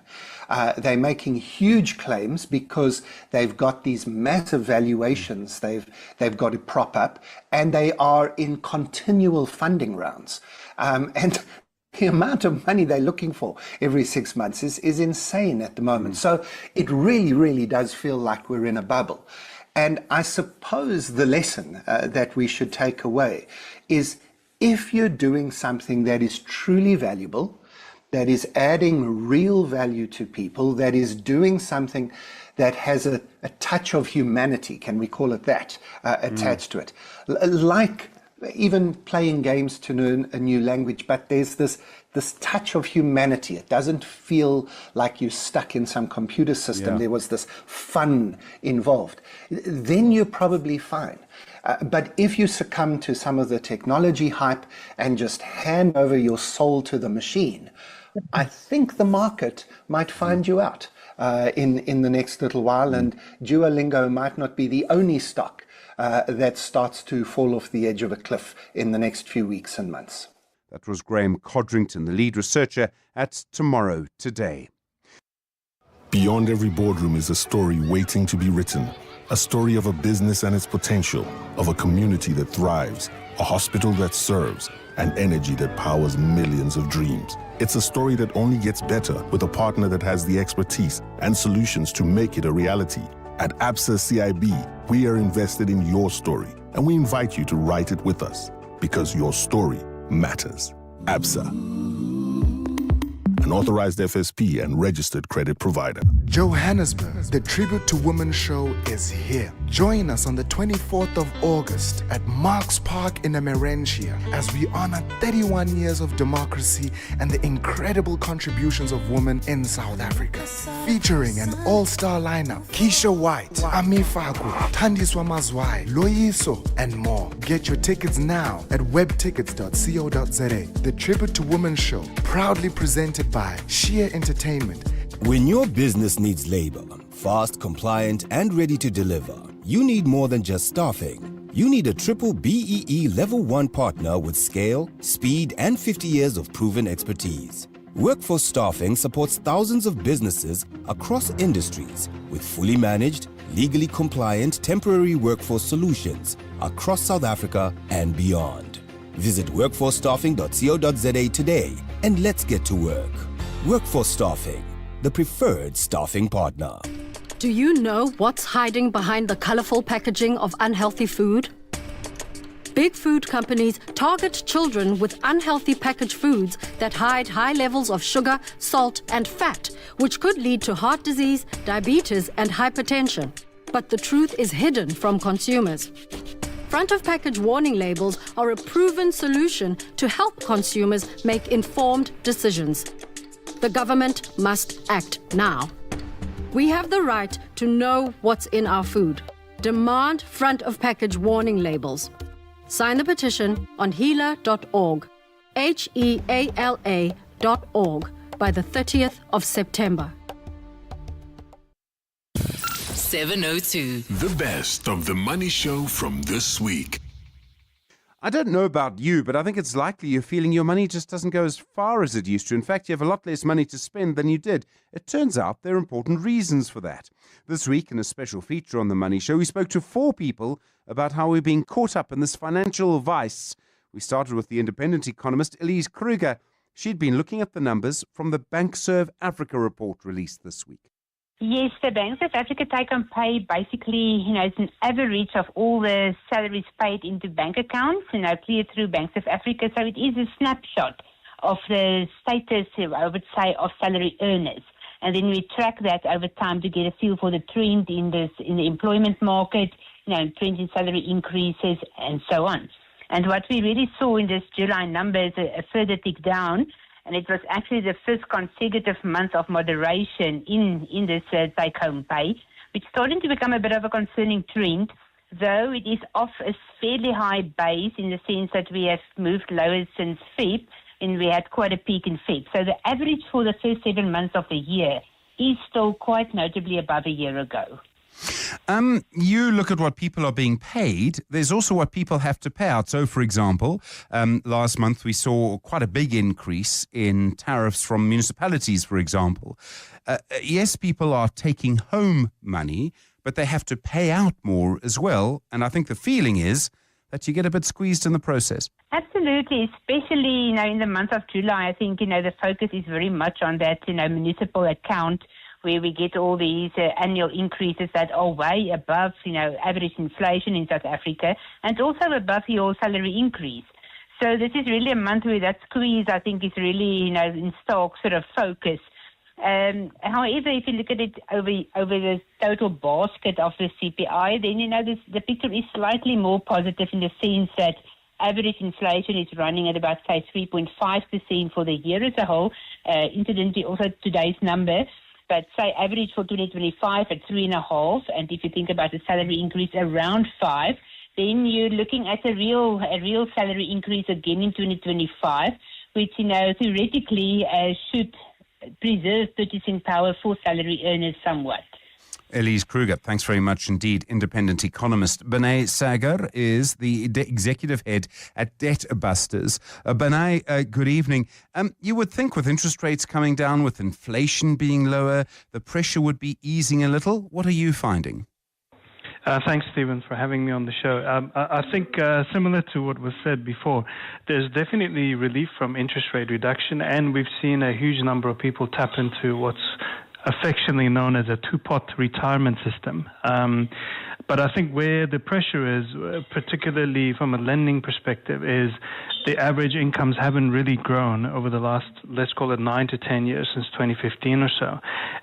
Yet we see things that are mandated, like, in terms of pricing, regulatory-wise, like electricity rates and all of that, have gone up, 65%, for example, electricity over the same period, petrol price 75%. And what we find is that these two things put together, the lack of growth in incomes plus the increases that we can't do much about because it's coming from public sector, really force people to borrow more. And what we're finding is that average debt levels for today's consumer compared to 2016 is 33% more. Now, the CPI impact over that period, over the 9-year period is more than 50%. So you can say it's less than the inflation, but I think where the real pain point is those higher earners, we've highlighted on the show before, average debt levels about 80% higher than they were a few years ago. And I think that's where the real pain is coming from. These are expensive loans with high interest rates, and I think people are really struggling to repay them. I mean, you can talk inflation, you can talk interest rates, you can talk all of that. If the level of debt is going up, people are under pressure. Yeah, absolutely. And I think, maybe 10 years ago, if we had spoken on the show, which we didn't, but had we spoken on the show 10 years ago, we would have talked about, maybe luxury spending, people overstretching themselves. I think today, there isn't much more room to cut. If you look at some of the income bands we track very closely, particularly on the lower end, people are having to spend somewhere between 20 to 25% of what remains after debt repayments towards things like rates and transport. And these are not really things where there's a lot of flexibility. We know about the problems of the trains over the last several years. Alternative means of transport have become really expensive, people. We know about the rates and electricity. Not much one can do about that. I think that's where we're really seeing the difficulty hit the consumers. Benai Sager, thanks very much indeed. Benai Sager is the executive head of Debt Busters. You with the Money Show, 18 minutes after 6. Focus tonight on the declining buying power of the South African middle class. I know you'll have a view and an experience. 011-883-0702 and 021-446-0567. Kevin Lings is the chief economist at Stanlib. Kevin, good evening. Is it possible to sort of pinpoint maybe where the squeeze sort of started, where the dynamic turned and average incomes just stopped going up? Evening, Stephen. Yeah, you can actually in South Africa. You can go back to about 2010, 2011. That's when it started to go in the wrong direction, and it's been pretty much continuous since then. And what you said in the introduction is 100% correct. The ability to afford goods and services has declined, even if you've got a job. And there are a couple of factors that go into that, one of which obviously is the inflation dynamic. What's been described is the difference between experienced inflation versus measured inflation. So if you look at the inflation basket, it's got many categories in it. But in truth, many of those items you very seldom spend money on, right? So if you look at the inflation rate for appliances, it's not like you go out and buy an appliance every day, and that current inflation rate is minus 3.6%. So that's incredibly low, and it goes into the calculation, and it helps to dampen down the measured inflation. But if you looked at electricity prices, which you do spend money on all the time, or if you looked at food prices, you spend money all the time, or you looked at transport costs, those prices are well in excess of that. And so, yes, the overall inflation rate, when you see it from stats, say it looks like it's under control. But what you experience, what you engage in with every day, and in South Africa, it's mostly food, transport, electricity, paying for waters, etc. Those numbers are significantly higher. And so when you look at your money after you've paid for those items, you have very little left. And obviously you want to still participate in the economy. And so many people then indulge in credit card debt, store credit in order to do that. And that's natural, that's obvious, but that credit becomes quite expensive. And so it eats into your ability to kind of manage your monthly expenses. But Stephen, I would say that that's not the main problem. The main problem is a lack of prospect, a lack of progression in your career, in your employment. So let me just describe that. So if you go to other countries, right, and you look at how do they cope? How do they cope with exactly the same pressures? What happens is there are many more job opportunities. So as you gain experience in your business or your company you're working for, you are looking to move up the corporate ladder. You're looking to prosper. You're looking for a better paying job. And those jobs are available. And so you find yourself moving to another business, a much better paying job. And in many instances, that can increase your salary in one go by 20%, 30%, because you've got this nice uplift as you change jobs. And when we look at, I was looking at the US, that is a massive component of how they accumulate income, is by changing jobs and getting a better paid job. And as you progress in your career, So you get towards the end of the career, you're earning significantly more than where you started. In South Africa, we don't have those opportunities. We're not investing, we're not growing, we're not employing, we're not expanding.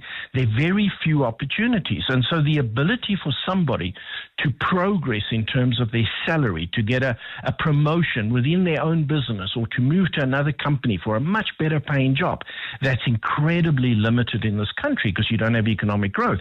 And then that stifles everything. And so these price pressures then compound.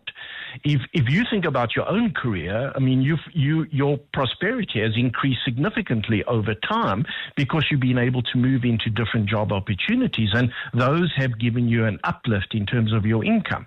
But if you don't have that prospect, if you don't have that option, you're still doing more or less the same job 20 years later, then your ability to progress is very limited, and the blame for that is the lack of economic growth, the lack of investment in South Africa. Kevin Lings, you've put that so well. Thank you very much indeed. The chief economist at Stanlib, a very clear explanation of what's happening. Well, Jacqueline Meyering is the senior researcher and head of the Personal Finance Research Division at the Bureau of Market Research. Jacqueline, good evening. You've looked at the amount of money each generation gets. What differences do you see between the generations? Yes, good evening, Stephen. Thank you very much for the opportunity. Yes, the Bureau of Market Research, in our latest reports on personal income estimates for South Africa that we do on an annual basis, we've actually this year put a flavor of generations on it. We specifically looked at the disaggregates on income patterns across 4 generational groups for our adult population. So specifically on Generation Z, then so that's our younger generation, aged between 15 and 27 years. This was now as for last year. And then moving up to our born-free millennials, Generation X, and then our older adults, our silent generations, etc. So with Generation Z, what we could see from that is that from the adult population, so that's individuals aged 15 years and above in South Africa, they account for about 30% of the adult population, but earn only 7.4% of cash flow income. I'm quickly interrupting myself here. Just here, cash flow income is our definition as what actually goes into consumers' pockets based on our income expenditure model that we have at the Bureau of Market Research. So this income for the Generation Z, we could basically see that, remember, there's a high level of youth unemployment that is persistent in South Africa. Only 19.9% is estimated of that Generation Z to be employed, actually. And then while a large majority of Generation Zs are still remaining in education, obviously. But those that have completed a tertiary level education, so 7.2%, that's our estimate, already have a tertiary education, but they are responsible for 29% of that generation's income earnings. So that we can definitely see that translation. And then if we go to our born-free millennials, with that, we actually see that there's that strict the correlation almost between they make up about 36% of income in South Africa, and they're also about 36% of the population. But the reality is that 40% of our millennials, so those are individuals between the age of 28 and 43, are in the very low income group. So I'm sorry to interrupt you, Jacqueline, and you make the point in your research that, and this is common in many countries, the older you are, the sort of richer you are. You would expect that. But if you look at what Kevin Lings said just a moment ago, that your chances of actually progressing in an economy that doesn't grow are very low, my concern would be that the younger generation, so the generation after me, the generations after me, are not going to be able to catch up to where I am now. And if you look at what Kevin Lings said, that seems very likely. Definitely, because our younger generations they're not receiving the opportunities to actually benefit from a stable career because there's no job opportunities that are available. They can't benefit from the growth in investments that we've seen over the last 4 years. And that was a big distinction that we could see in the general trends. Those individuals that were able to be exposed to investments through either the growth in your value of your portfolio in pensions and annuities or otherwise investments, those are the individuals that could move up the income in their income groups. where our lower generations, unfortunately, we're sitting with even our Generation X. We have a lot of our Generation X individuals that are sitting in that pressure of supporting parents and children.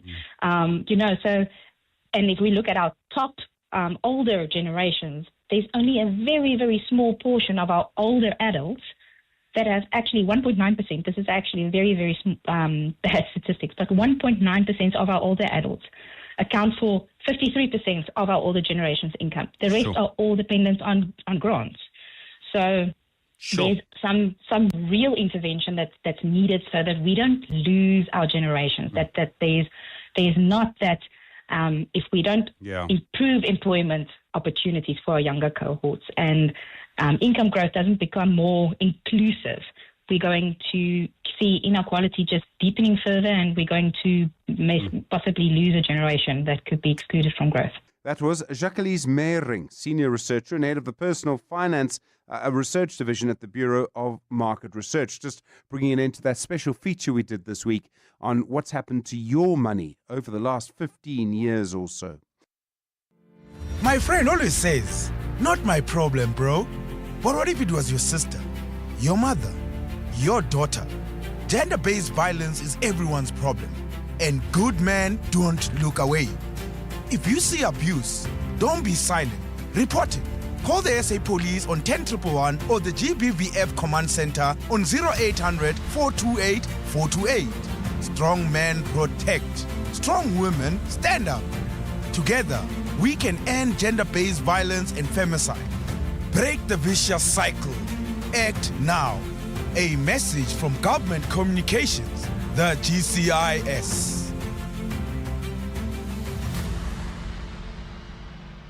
Are you just surviving when you know you're meant to thrive? Unlock your next level at the Mind Matters Summit, where CEOs, Olympians, and neuroscientists deliver real tools for real change. This is your upgrade. Happening at the Cape Town ICC on the 4th of September. Mind Matters Summit. Change your mind, change your life. Book now at mindmatters-summit.com in proud partnership with Primedia Cares. Light the fire this game day with a winning lineup from Checkers, like Steakhouse Classic Man-Size Rum for 170 Rand per kilo, Fanta Sprite or Stony Soft Drink 2 litres, any 2 for 35 Rand, save 13%, and Monster Energy Drink 500 mils, any 2 for 29 Rand, save 24%. Light the fire, South Africa, and let Checkers do the rest. Deals valid until this Sunday, only at Checkers. 702. You're listening to The Money Show's best bits. On personal finance this week, John Manika, the head of financial education at Old Mutual, looked at the good, the bad, and the ugly of our personal finances.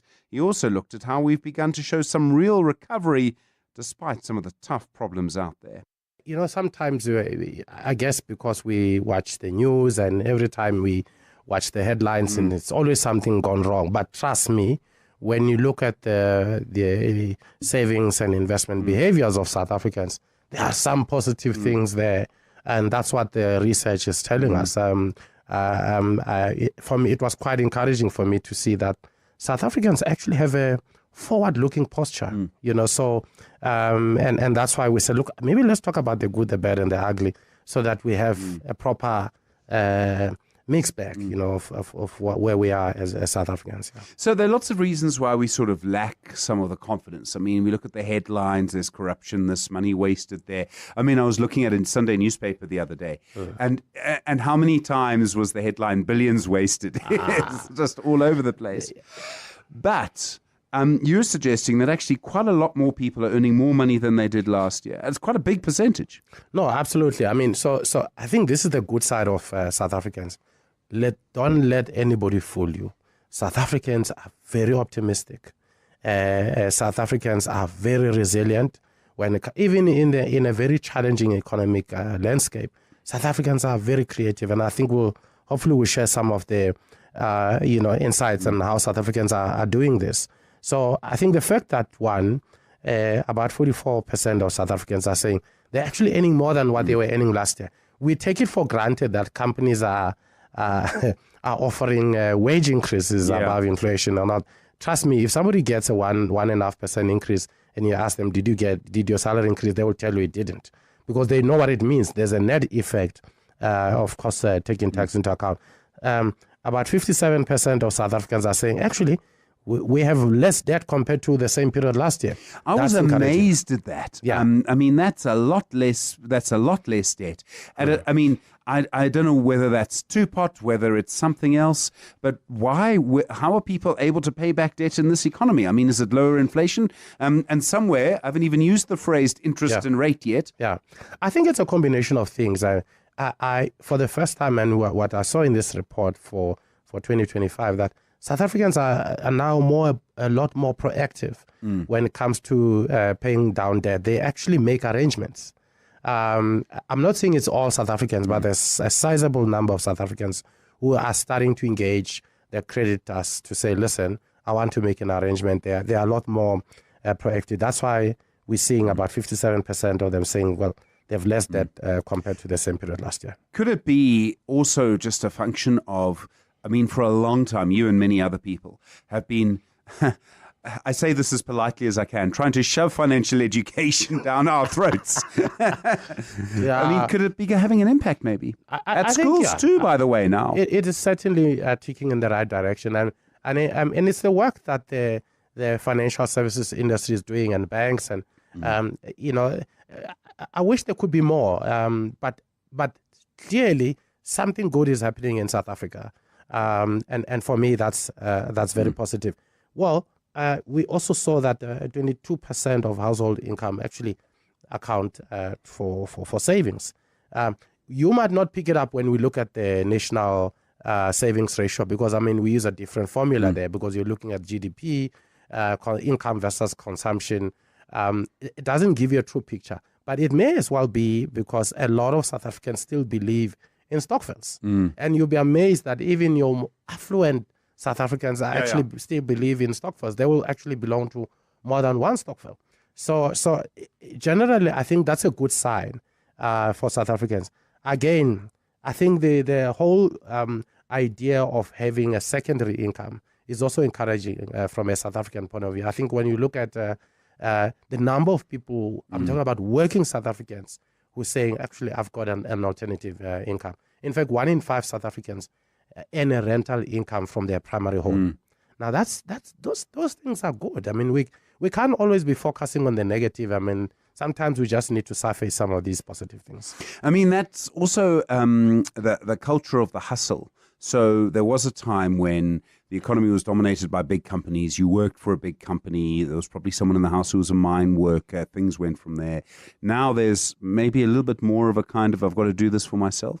No, absolutely. But, funny enough, it seems to be a lot more prevalent amongst young people. Young people between the ages of 18 and 29. I mean, 75% of them actually saying they have more than one income.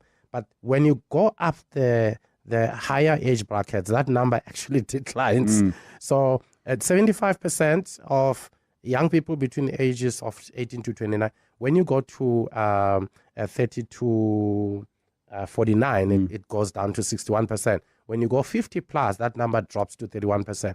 So what it tells us here, Steve, is that young people, I don't know whether I should say it's social media or, the other ways that they are able to generate income. Maybe they're influencers there, but young people actually have secondary income. That's encouraging, especially when you consider the fact that our unemployment rate for young people sits around 54%, which is very high.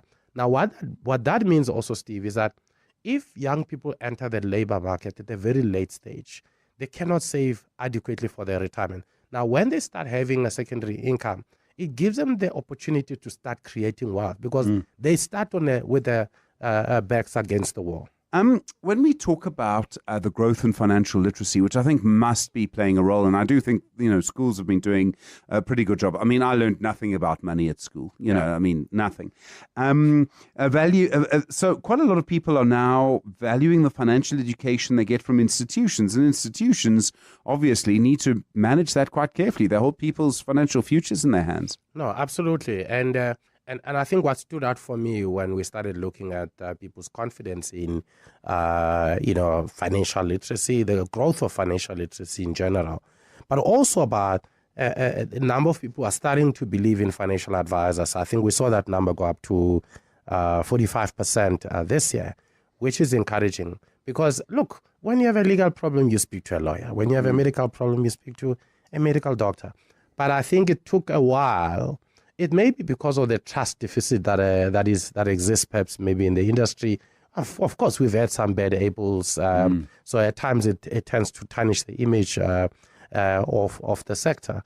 But the confidence is coming back again, and people are starting to believe in speaking to financial advisors. Very important, that whole idea of speaking to an expert. All right, we do need to look a bit at the bad. And despite this optimism, I mean, there's a sort of underlying, when I say the nature or the structure of our society means that financial stress is pretty persistent. There's a large number of people who are very, very stressed about it and have been for quite a long time. No, it's true. I mean, we see about 38% remain highly stressed.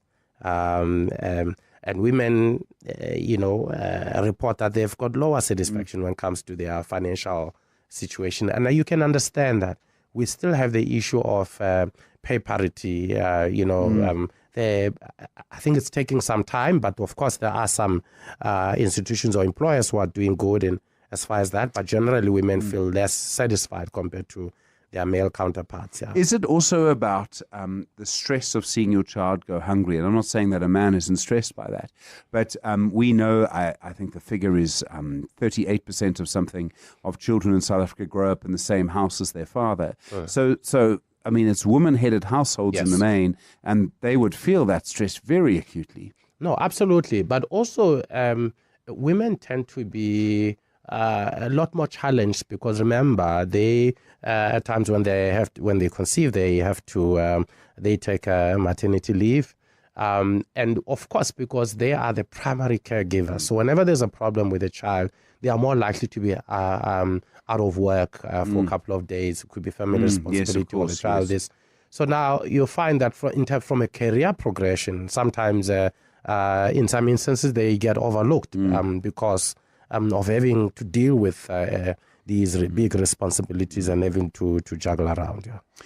We talk about the levels of debt coming down, but there's still a very high percentage of people who are worrying about debt quite a lot. Look, it's still coming down, but unfortunately, it's still there. What is concerning, though, I know we may, if we've got time, we may get there. What is worrying, though, is that there are people who are, 19% of them who are borrowing to go bet. I think when it comes to, it's going to take a while, but at least the graph is pointing in the right direction. We're seeing that reducing over time. There's also, of course, we know the nature of our families because of how our society is, that most people are supporting children, and it's not, one or two children. It's often their children of a sister, maybe a child of another relative that needs help.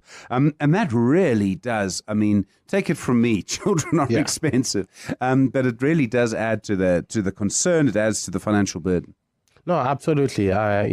We still have quite a number of people who are sandwiched between having to provide for their immediate family. I mean, the last time I said this, somebody from Labour challenged us, but no, comrade, when you say family in culture, family means everybody. But for simplicity, when we say immediate family, we're talking about a person and their spouse and with their children. But the minute you start helping your brothers, your siblings, your extended family, your uncles, your aunts, yes, you're a family.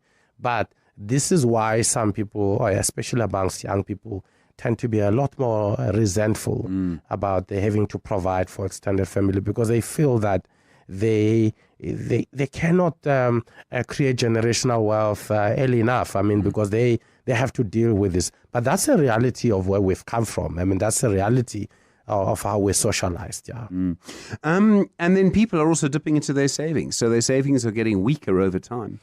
Well, we've seen that, Steve, with even with two pots, people cannot resist the temptation of dipping into savings. Even if you're told this is your future money, but you do have an option to take it, but it's for emergency. But no, we will still dip into the savings. Although I think when we did our own surveys with these occupational retirement funds, we found that 45% of people said they withdrew from their two pots in order to pay off debt. I think we need to continue to monitor that. Is it really debt, or is it the other debt, which is mashonisa? All right, John, we do need to talk about the ugly in online gambling, the unbelievable, the explosive growth in online gambling. The thing is about why people are gambling is what scares me. No, absolutely. Look, I think a lot of people, when they start, they say, well, it was just for fun, it was for entertainment. But then you have others who are saying, well, actually, I'm gambling because I need to cover some expenses. I mean, here we're talking living expenses, and although some say we're doing it to make a living, but it is concerning that about 52% of working South Africans are saying, well, they are gambling. Let's acknowledge firstly that the gambling sector, it does create jobs. Let's give them credit for that. They do contribute to GDP. It's not to say that we need to discredit the sector. We're just saying that if it's uncontrolled, it can become a problem, because what we are seeing here is that 19% of gamblers said they often borrow, or sometimes they often borrow money in order to fund the gambling. 24% of them said, well, they found themselves in financial difficulty as a result of gambling. We do know that if we start looking at other social impact of gambling, it does get worse. It can even get to a point where some people actually commit suicide. It is certainly something that we need to continue to monitor over time. Yeah. John Manika there, the head of financial education at Old Mutual, shedding some light on the state of our finances. John Manika there, the head of financial education at Old Mutual, shedding some light on the state of our finances. The Money Show, Stephen Grootes, is brought to you by ABSA CIB, backing the Ideas Fund by advancing capital to African infrastructure investment managers. 702. The best of the Money Show from this week. Your shapeshifter this week, Frans Belleni, the former General Secretary of the National Union of Mine Workers. He's now the chair of the Government Employees Pension Fund, looking back at his career journey. Stephen, firstly, it was by accident. I ended up working in the mines because my schooling was disrupted by the energy of 1976. And therefore, I was advised by my close comrade to say the safer place might be in Welkom, where there's a mine. And because I've lost my academic performance bursary, so I was 19 when I ended up in a gold mine called Welkom mine. The requirement then was that you must weigh at least 50 kg. And therefore, elderly people advised me to eat a loaf of bread and milk and not go to the toilet before I take up the scale. Were there other people from your community who were doing that? I mean, I realize that for many, many people for a long time, mining was sort of the only thing there was, if you weren't working on a farm perhaps or in some other way. But were there people from your community there? I mean, I've always felt going underground must be quite a scary thing the first time. Look, coming from the township, there were very few people working the mines. Mainly people in my town used to work in the railway. We used to call it railway then, now Transnet, telecommunication, and various other power, which was public works, and around the farms, which were around the town. Hardly miners, really. I was not even aware that there were any of my homeboys or girls working in the mines, except for Jackersfontein, which was close by, which had a diamond mine. Where were you growing up? What kind of community were you growing up in? I grew up in a small town in the Free State, My parents originally coming from Stekspruit. They move along into the Free State. That's where I grew up. It's dominantly a Sotho-speaking area with very strong Afrikaans because it's surrounded by farmers. That's where I started my schooling, and I had to learn do in Sotho, not Xhosa. And then later on at high school, I moved to the Eastern Cape. Okay, so now you're in the mines, you're in Velcom. The union movement, and at the time, so the NUM, as I understand the history, you'll know it far better than I, is kind of 1984-ish, early 1980s. I think there was a big mining strike. Was it 1984? Was it a little later than that? I presume you would have been part of that. 87, that's right. You would have been a part of that, and that would have been a very exciting and maybe a very scary time as well. Yes, coming with the energy of a student was fighting for some form of rights and getting into mines, and black workers had no union, only white craft workers. And therefore it was a burning thing that we don't have a union. When a call was made to say, hey, there is a gentleman, a lawyer by training, who has started a union and in Carltonville, Western Deep Levels, and we started joining, recruiting. The union was formed. I was one of those founder members in 1982. In no time, we ended up being the fastest growing union in the continent. Because in one mine, you would have easily 60,000 people. In my shaft, we were over 20,000. And we're staying in a hostel. It was easy to recruit and easy to convene meetings. And we started to mobilize on issues affecting workers, food, accommodation, working hours, all those. Safety was one of the key issues, which was a recruitment tool for the union. What happened to that young lawyer, Frans? Where did he end up? And he came to address us. Initially, some people were suspicious to say, this young man who has never been working in a mine, who have been robbed by people who are selling insurance before, but we were convinced by those who have interacted with him, such as Dr. James Mutlatsi, who was a mine worker, Director Matlala, and few others. And we bought into the idea.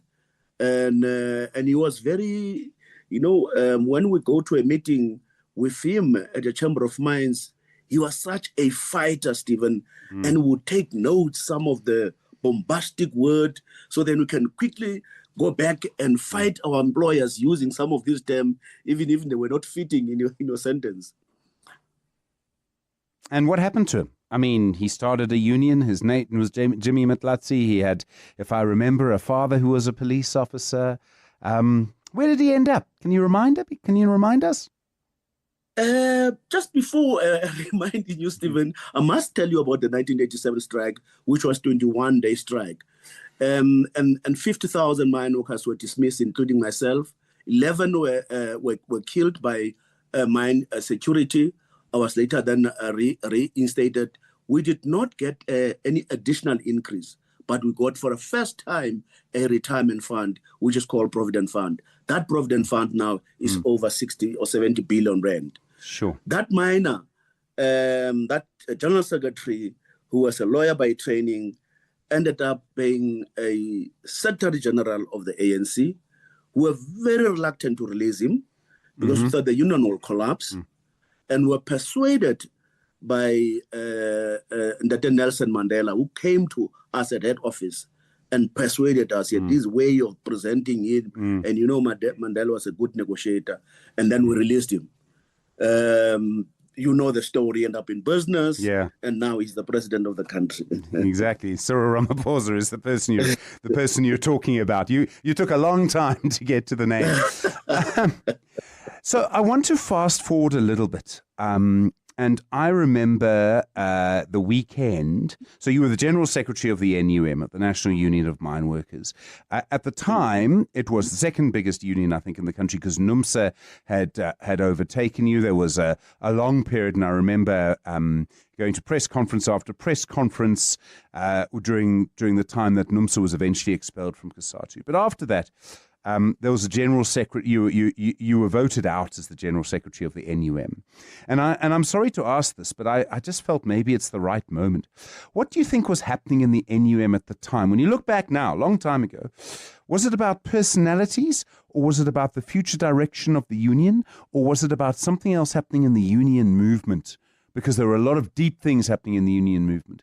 That was Frans Belleni looking back at his journey from union leadership to governance in the public sector, now, of course, chair of the Government Employees Pension Fund.